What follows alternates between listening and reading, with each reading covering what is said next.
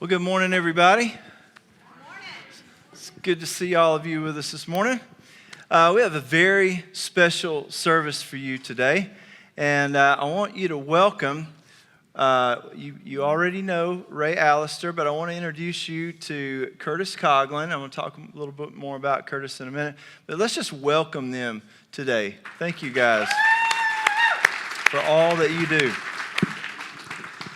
So, this is Curtis Coughlin. You've seen him before because Curtis and his wife, Devery, were missionaries in Kenya for 7 years. And they did incredible work over there. And we were honored to be able to help sponsor you over there. And so you've been here at least 2 or 3 times, like over the holiday break when you would come back home for Christmas. And so we've seen you there. But thank you for the tremendous work that you did in Kenya. Well, thank you, Rob. And, you know, Devery can't be here today. She had to go to Dallas to visit a friend there who has a sick child, and she went there for the weekend. But she'd love to be here. She already had that trip planned before we had this planned. And on her behalf and mine, I just want to thank you guys so much for helping us be over there. Y'all supported us for several years, and it made a huge difference to have the support from your church, your prayers, from Rob and all of you. So just thank you. Just know that what you did contributed a lot. And kept us over there for a little bit longer than we anticipated, and we're able to start a kids' church there for about 200 kids because of it. So thank you so much for that. Wow. Well, our church is a very generous church, and I am grateful to be a part of all of these generous people. Well, we're grateful for you guys. So now you're back, and you know, some people would think, well, he's been a missionary in Kenya for 7 years. He's going to come back and get back to life as normal. And that's not exactly what happened, right? You have that missionary heart now. And so you came back, and we were already partnering with the Children's Learning Center, just not even a mile from here, just right back over here in close proximity. And Julie and Ben Johnson were kind of heading up that team, and we were volunteering there. And then I get this news that Curtis and Devery are coming back, and they are going to be leading the Children's Learning Center. And so we were so excited about that. And then Ray, of course, Ray loves kids. And Ray has an extraordinary talent for connecting with kids and an extraordinary talent for teaching.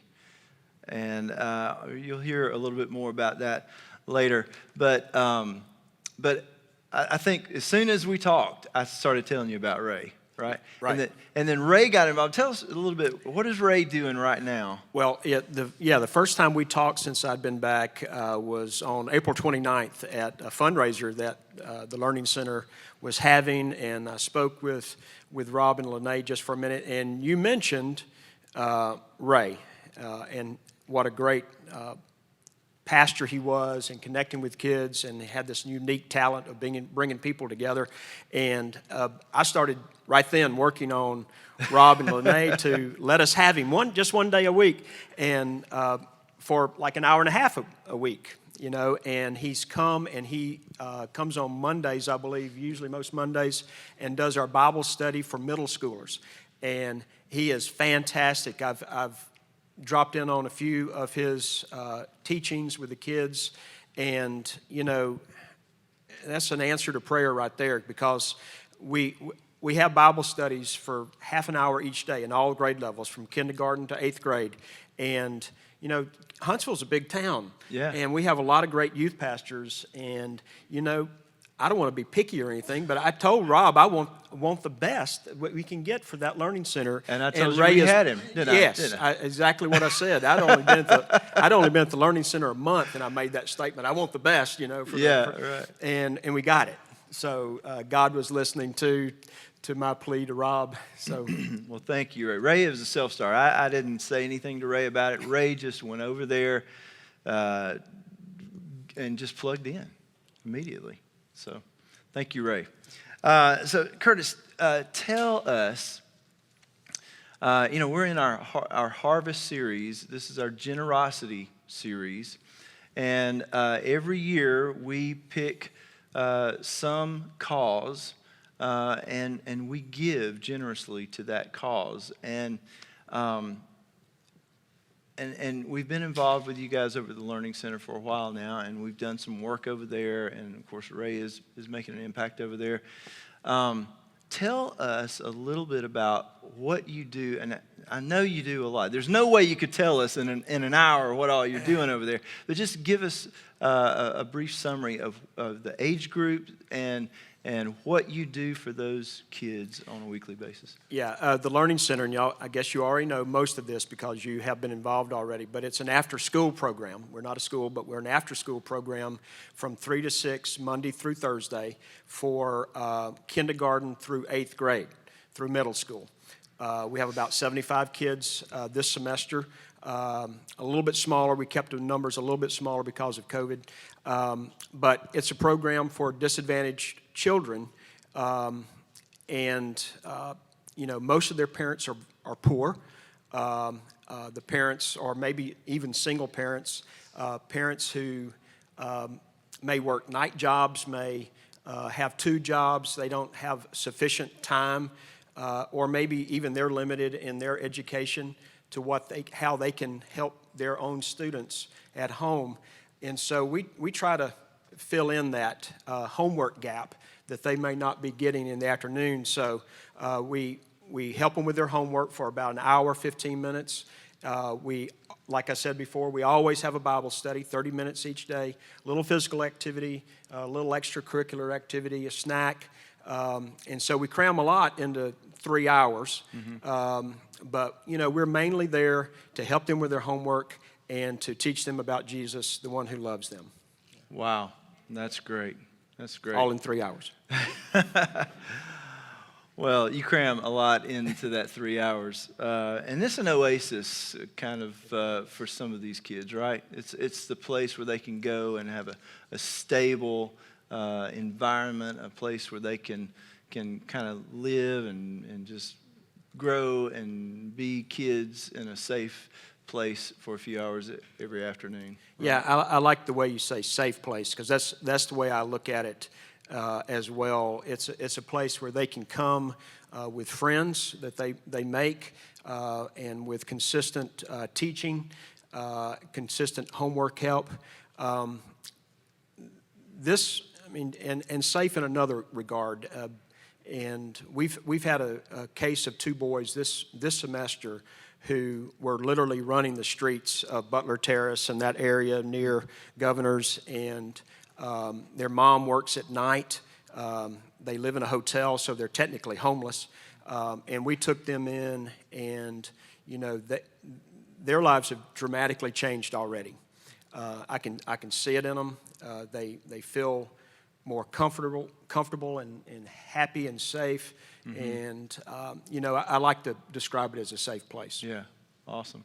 And so you may have already said this, but what age groups do you minister Kindergarten to? through 8th, which is about 6th grade, age 6 to 14. Age 6 to 14. Okay. And then what happens after that? After 8th grade, there's kind of a gap right now, isn't there? Yeah, because of our space there, and those who have been there know it's kind of tight.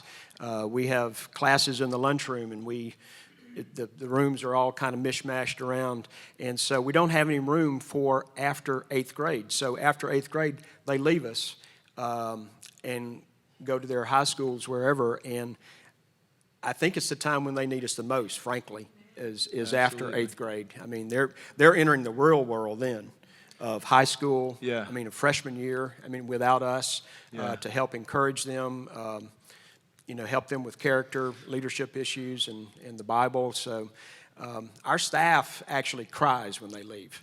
Wow. Because here's these kids leaving that we've had for 4, 5, 6 years sometimes, and we want to be able to do more to keep them. Yeah. And you have plans. I understand you have plans to Yeah, expand. I mean, we do intend to go to high school and start, 1 year at a time, 9th, 10th, 11th, 12th. To do that, we may need to find a larger facility. And, I always make this pitch now when I'm speaking to groups or just a single person. If anybody knows of a facility that would be large enough for a place like us, right now we have like 12,000 square feet. And we need... That seems large, but it's not large enough. No. Yeah. And it's not. And we need to double that at least. We don't have rooms where we can get one-on-one with kids to do private counseling. And, we need more space. So if anybody knows, as y'all know, the world has changed a lot in the last year or so. There's spaces that are not being used now that people might be willing to either let us have at a great price or donate. To a great cause that could do that. We need some outdoor space to run around and play. We do running every Monday and Thursday, and we actually take the kids out into the street to do wind sprints and stuff like that. That's not good. That's not good. So we need more space. We need more room.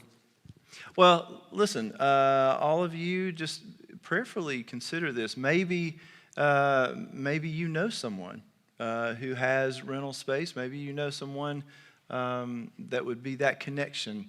So I would ask all of you just to think about that and prayerfully consider, is there a way, Lord, that I can help? Is there someone that I know that can help?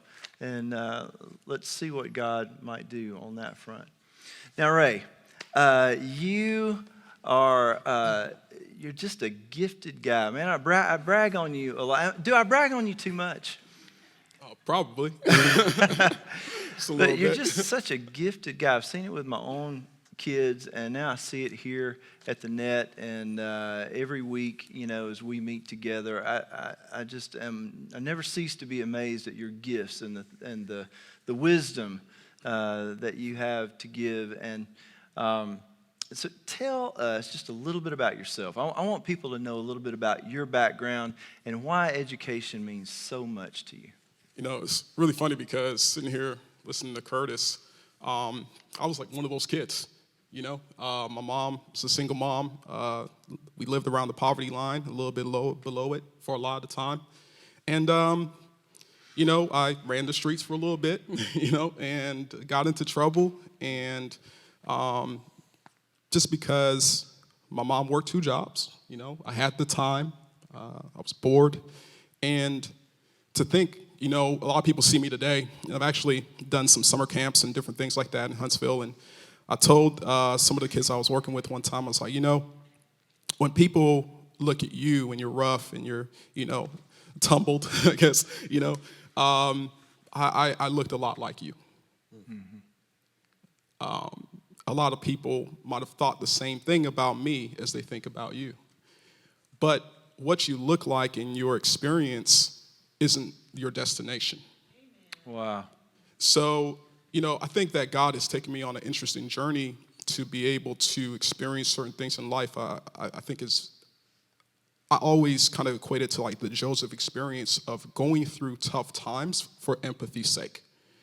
And, when I see the kids at the Learning Center, I remember how I felt when we didn't know where we were going to stay, when we didn't know what we were going to eat, when we didn't know, what was next. Or even recently, we were having a talk, and I told the kids, some of them, they almost expect something traumatic to happen on a schedule. Wow. There's only so much peace you can have before something new happens. And so they almost never get comfortable because they're waiting for something bad to happen. Yeah. And so for me, I spent a lot of time in my life with that, but one thing my mom always stressed was education. She always told us it was a vehicle, it's a way that you get to where you want to go. And so she made sure that, we knew how to read. She would read the Bible with us. She would break down scripture with us. She made sure we were respectful. We knew how to have conversations. And she focused on those key characteristics because she said, hey, if you know how to read well, you can learn anything, Wow. And so for us, education was always something that we can have that no one can take from us that can help us get where we want to go. Yeah, I like that word vehicle. It's a way to get from where you are to where you need to be. So, I first met you when my oldest son, Hampton, needed some tutoring. And you helped him, and then I started sending people to you. Ray has this incredible program that he has authored himself. It's something that he didn't go and buy this somewhere. He didn't go read this in a book somewhere. But he has developed this curriculum to help kids in high school develop great ACT scores. And that's really, before you came to work here, that was mostly what you were doing. Is that right? Yeah, that was before I came here. And even still, a lot of what I love to do is in education and equipping students. And so, that's... I know I know just stories of people that I've sent to you who have gotten such improved ACT scores that the ACT people thought they were cheating, and they made them go back and take the ACT again. And which is a terrible thing to have to do, but those are incredible results. Can you just share with us some of those results? Yeah. I normally I'll tell my students, everyone has to do their part. So I work really hard to help them understand content at a high level. I told them, hey, my job is to do 36 instruction. Your job is to do 36 practice, And if we can match those two things, you're going to do all right. I've had a lot of students do really well. A lot of parents that I talk to in the area, they'll come up to me after, and I don't even remember sometimes, and they're like, hey, my kid was able to go to Texas A&M for free, thank you. I'm like, okay, cool. Or like out-of-state tuition and just the amount of money that it saves, it's been great, and I've been able to do that for a lot of students over the years, and almost too many to count. To be honest, it's been a while. I know quite a few of them personally myself. Yeah. Give me an example of somebody who had a kind of a low or average score that really came up. Yeah, and actually, it's funny. Every time he comes to Huntsville, he texts me and we go out and we eat, and we sit down and we talk and we catch up. He'll text me from time to time. He knows my daughter's name. He asks about her. He's just great. And I remember when he came in, his science score was like a 15. It was low, and he was so crushed about it. And we put in work. And I was talking to his mom. Education's funny. You don't just educate students, you often have to educate their parents. And his mom was stressed. Huntsville's a very competitive environment. And so, she was stressed. She was like, what's wrong with him? I'm like, there's nothing wrong with him. He just needs another approach. So we started working. And is that something that you find a lot of times? Because you've used different approaches with my children. They're all different, right? Yeah. And they don't all fit into this box of education that we teach in our local high schools, right? Yeah. And they all have different needs. There's definitely some core things that everyone should be able to do, but different students need different encouragement. They need pressing in different ways. And this one kid he was one of them. And he came in, we started working. And my thing is always purpose-driven. You need to know the why behind things. I think a lot of students spend so much time in content, and they don't know what it's for. And they don't know what it's going to do for them. So it's very hard for them to invest. But once, I sold it, I also think that education is a lot of sales. You have to sell the kids. Yeah. Because it's an investment, they're making in themselves. They don't see the results immediately. And so, I had to pitch it to him. I had to show him. He had to believe in it. And he ended up going from like a 14 to a 28. Wow. Yeah, which is crazy. Did they make him take his test over? No. So thankfully, no. But so what happened as a result of that when he got a 28? He was able to go to school. He's playing tennis, Birmingham Southern. He was able to get a scholarship. It boosted his confidence, which is the number one thing, actually. Test scores, they're a dime a dozen. And the number one thing that I love to hear from parents for my students, no matter where they finish, right? Doesn't matter if they started with a 20 and got to a 25 or started with a 30 and got to a 36. It doesn't matter where they start from and where they end. The number one thing that we want is for their mindset to change, how they see themselves to change, how they think about their ability and their potential. We want that to change. And so when I hear the families and I see it in the students, their confidence is different. They believe in themselves and they can take that into the world. I think that's what one of the keys to being successful is. So that's the number one reason why I love doing what I do. Wow. So we all were kind of thinking the same thing, weren't we? And so tell us what you are proposing. You're looking at Curtis. You want to tell? I don't know the whole story, so maybe you. Yeah, we were having a kind of like informational meeting one day, and it was Curtis and Devery, and we were sitting at the Inner City Learning Center, and Lene and I popped in, and Julie had just gotten into an accident, I think around that time, so she was out. And Julie, by the way, is like Superwoman, so I mean, she is. Much respect. But we were sitting She's into this directing meeting today, and we were talking about the needs of the community. And as we're talking, listening, and there's a lot of great input. And the thing that struck me, and the thing I brought up, was how do we break the cycle of generational poverty? And so one of the things that happens every single day is students who come from poor backgrounds, myself included, if you don't know ways to get your education funded, you almost certainly will go into debt.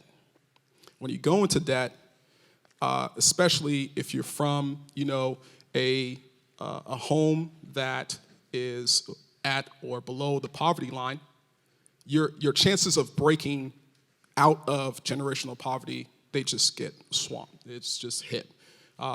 Your chance of home ownership is almost rock bottom. Like, just so many things just go against you, and it's a very deep hole to dig out of. And so a lot of these kids, they are doing the best that they know, but still not helping themselves shift away, from their family's history. So I shared a little bit of that with them, and I was like, I think that it's so important to help break that cycle by helping students to get scholarship, helping them to skirt around debt so that instead of being $40,000 in debt and having to pay, Sally Mae or whoever back, $1,000 a month for 30 years, how can we get them to be able to invest that amount? Or, and when you have a community that's able to shift from debt to income they can invest and they can grow and they can serve their community with, it starts changing the way the community looks. And so that was what we talked about. So, of course, I think about education all the time.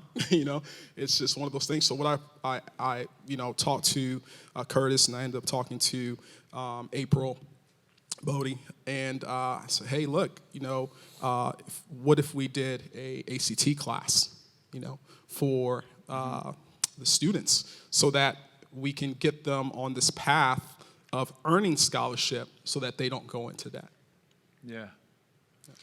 And so we have gotten together and we have come up with a plan, and it would be okay if we exceeded this plan, right? But our plan is to send 20 children through this program, to change the lives of 20 children. Can you imagine? When I think about this, all I see is exponential, right? Because it doesn't just affect the one child, right?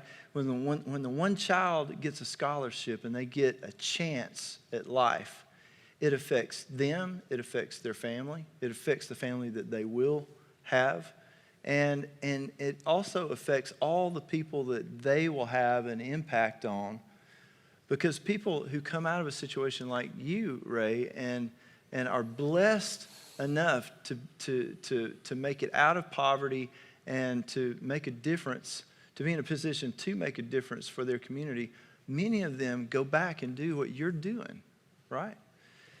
And it costs $500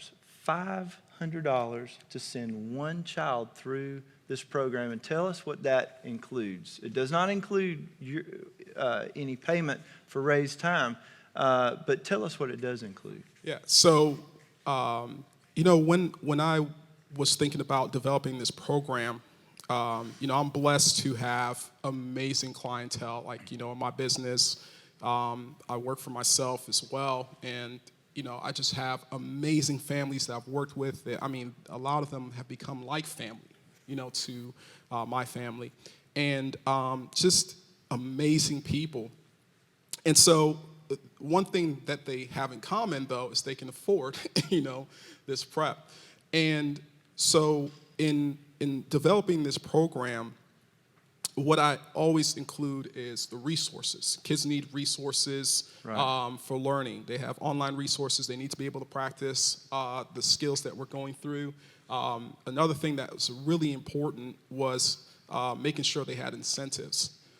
So usually when I do summer camps or any volunteering, I will, get gift cards to hand out to the kids because. And I was thinking about this morning as I was driving over here. It's heartbreaking to think about. But a lot of the students that we engage with are getting to the place where they're having to make decisions about survival or their future. Am I going to run the streets for money, or am I going to stay in school and trust the process? And so what I like to do is give them a little bit of a taste of a reward for doing the work now. Yeah. So, I want to make sure that we have things for them so that as they work hard, we can say, hey, man, you're working hard. We recognize it. Here you go. It includes 20 weeks of prep. That was another thing that when I was designing this, like Curtis said, there are other free ACT courses out there, but they're not always great. Sometimes the kids don't want to go, they're sleeping, they're not really growing. It's more of a burden. You form a relationship with these kids. Yeah, and also just creating that space that they want to be there. Creating that space where they feel like they're growing and they're investing in themselves, right? And just getting that benchmark up for them to say, hey, when we come in here, this is what we're going to do. We're going to do it at a high level, and just make sure that's great. So I wanted to make sure that the way that I work with my students in my office space is the same level that we're getting, which is why the length of time is where it is, because when I work with families, normally we do long-term just to make sure the kids are actually growing and making sure that they're developing those skills. So we didn't want to do just a short-form class because these kids need consistent help. They're going to have highs and lows, and one of my favorite examples of this, a really good friend of mine would say, when you're trending upward, you might have a couple dips, but as long as you're constantly trending upward and where you started from is not where you end, that's growth. And so a lot of students, what will happen is if it's too short a time, they think the dip is their life and they don't get to see the opportunity of the growth, which is what we really want them to do. Yeah. So here is the program. Can we put that up on the screen? So we're calling it ACT now. I like the fact that you just used that word now. It's something that we can do now. We don't have to wait until we get the bigger building. We don't have to wait till we get the more staff. This is something that we can do now to affect the lives of these kids, 20 kids. And so we are proposing to raise $10,000 to send 20 children through this program. And I can't think of anything that would be more valuable that we could do this holiday season. And so I challenge all of you to be as generous as you can. And is there anything else that either one of you would like to add? Well, I'll just add this. You know, we talk about what we do at the Learning Center, hopefully with our children, to give them hope for a better future. And, you know, education is a huge part of that hope. A relationship with God also, of course. And, you know,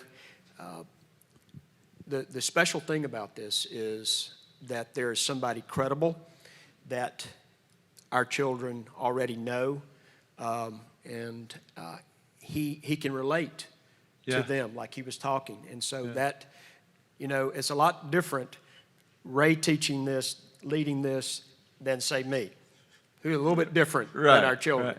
So, you know, that's what I'm encouraged by, is the hope, and also the one who is willing to lead that hope. So I just thank you. Okay. Can we give these two guys a hand? Thank you, guys. Thank you so much. Thanks, Curtis. Thanks, man. I wanted to leave you with a parable that Jesus gave us. He was always speaking in parables. And Jesus said this. He said, the kingdom of God is like this. A man went on a long trip, and so he brought in his servants, and he divided his wealth among them. He distributed his wealth to them. To the first servant, he gave him 5 bags of gold. To the second servant, he gave him 2 bags of gold, and to the third servant, he gave him 1 bag of gold, and then the man went on his long journey. After a long time, Jesus said, the man came back, and he called his servants in to get this now. He called his servants in to settle his account with them. There is a day coming when God is going to settle his account with us.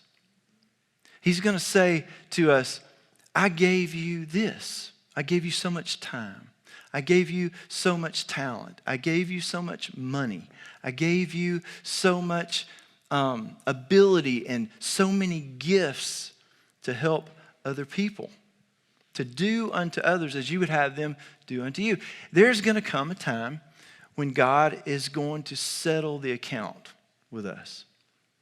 And so Jesus said the man came back, and he went to settle his account with his servants. And the first servant came in and he said, look, master, you gave me 5 bags of gold, and look what I've done. I've invested it, and here are 5 more bags of gold. He doubled the amount. God gave him so much, and he invested it, and he doubled it.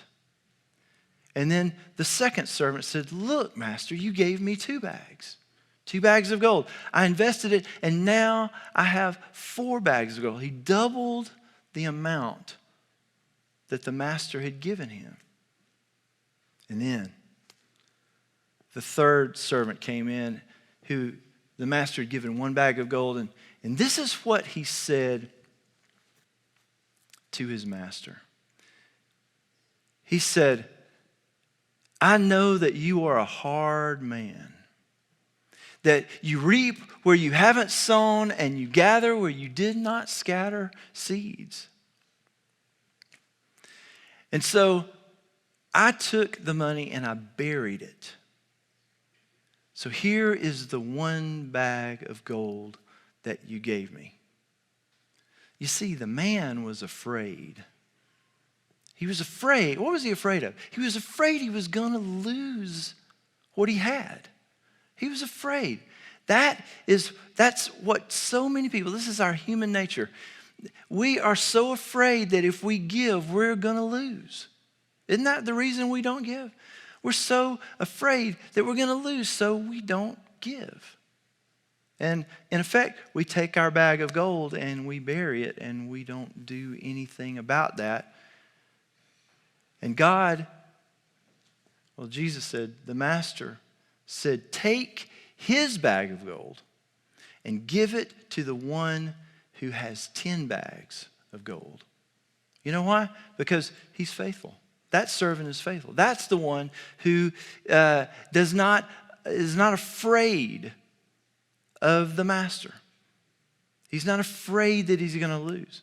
Jesus said in this parable, he said that the master said to the evil servant, he said, you know that I am one who reaps where I have not sown, and I gather where I have not sown seeds, and yet you did not even take the one bag of gold and put it on deposit at the bank so that I could earn a little bit of interest.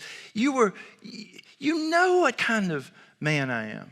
And Jesus is telling us, you know what kind of God I am. You know what kind of Savior. You know what kind of provider I am. And so I would say to you, think in these terms. Jesus went on in the parable, and he said to the first servant, he said, well done, good and faithful servant. He said, you have been entrusted with a little bit. He said, now I'm going to entrust you with a lot. He said to the second servant, same thing.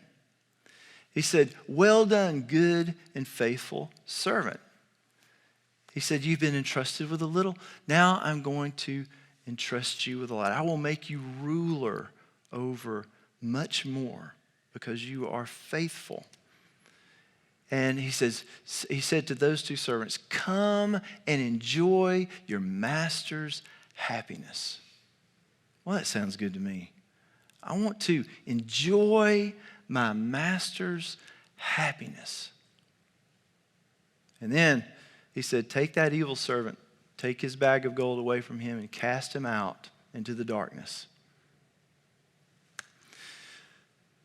Let's consider this Christmas season that's coming up, this season of generosity when we are thinking about others probably more than we ever do. Think about what you have to give. Think about what God has given you. What has he given you? For some of us, he's given us a lot of time.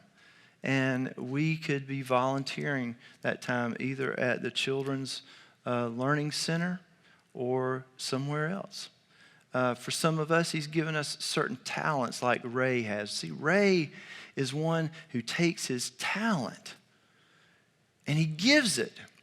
I didn't ask Ray to go over to the Learning Center and volunteer, but he just did. He did it because Ray is Ray. He's grateful. He has a grateful heart. He has a healthy, grateful heart, and he wants to use his talent, the gifts that God has given him. Some of us have money. And maybe you have money sitting somewhere that you just don't. Maybe you have something in mind for that money. Maybe you don't have anything in mind for that money. Maybe you're just waiting for some place to give that money or to invest that money. This is a great investment in the kingdom. So I just want to invite you to begin to think about what you have and what you can give. If you read my email this week, you know that sometimes people ask, what is the requirement? What is the requirement? What am I required to give? How much of my time, how much of my money am I required to give? Those are the two main things that people think about, right? Their time is valuable and their money is valuable. And they want to know, how much am I required? When somebody's asking that question, they're really asking, what's the bare minimum that I have to give and still be in God's good graces? That's the wrong mindset. It should be the other way around. How much can I give? God, please bless me to give more. That is the mindset of Christ.